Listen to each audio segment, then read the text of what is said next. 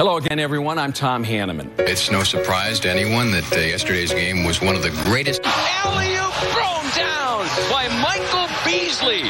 How high can you go? One of the most versatile and familiar voices in Minnesota sports broadcasting. We welcome you to Hockey Day, Minnesota. Tom Hanneman's career spanned 50 years.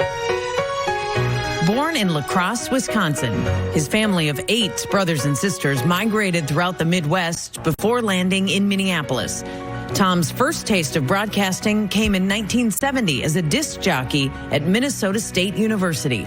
You think about his career and how it started. He's in college and he writes a letter to Dave Moore.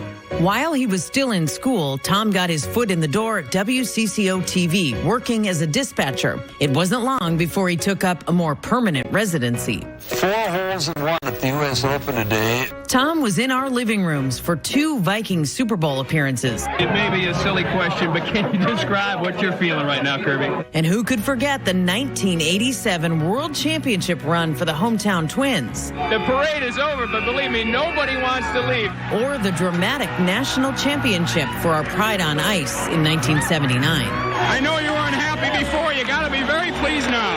Well, I'm going to smile now. Hanneman's work took him around the globe, from the White House to the World Championships of Basketball and the Winter Olympics in Sarajevo. Topping the news tonight, what began as a dispute among members of the Red Lake Band of the Chippewa Indians ended today in a shootout and takeover. One of the most monumental moments in Tom's career, however, took place at home.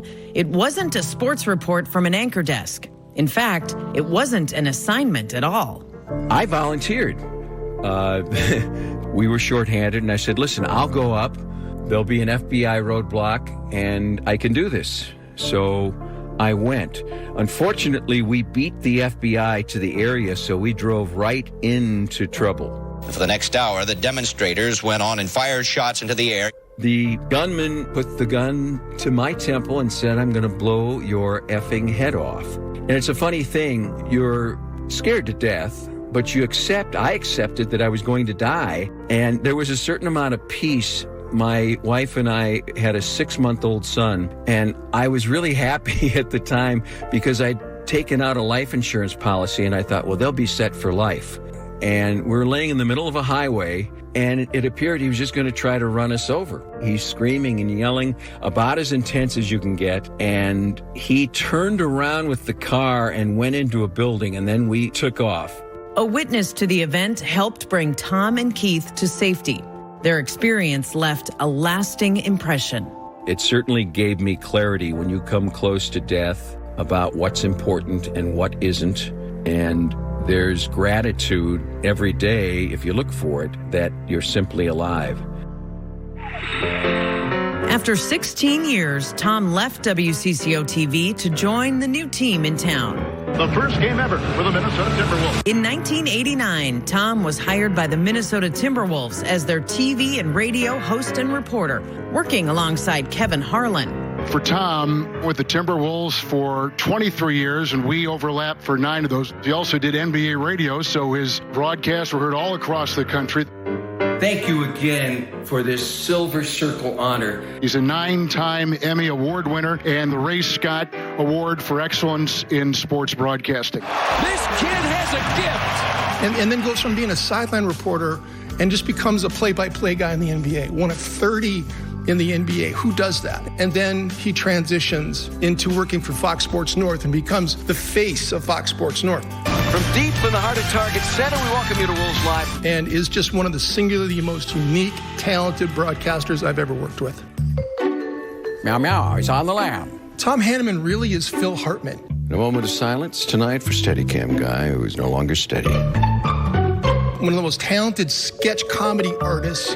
Hello, everyone. It should be a wild night tonight somewhere. He also came up with this fictional character named Bill Beek, who was supposedly the initial radio voice of the Toronto Huskies back in 1946. And Tom would imitate what Bill Beek would sound like. Welcome, fans, men and women both. It's the Huskies and Gears tonight in Toronto. Dolph Shays jumps and the lights have gone out. The lights have gone out here at Husky Hall. Oh, my, it's dark. That's the end of it. Oh, man. Tom was probably the funniest person I know, but also the kindest and warmest person I've ever been around in broadcasting. In fact, I dare say that of all the people I've worked with, he may be my very best friend. And my memories of him are alive in my mind and cherished in my heart. We all cherish our memories of Tom, his humor, his kindness, and his selflessness. He taught the people around him what it meant to be a good friend.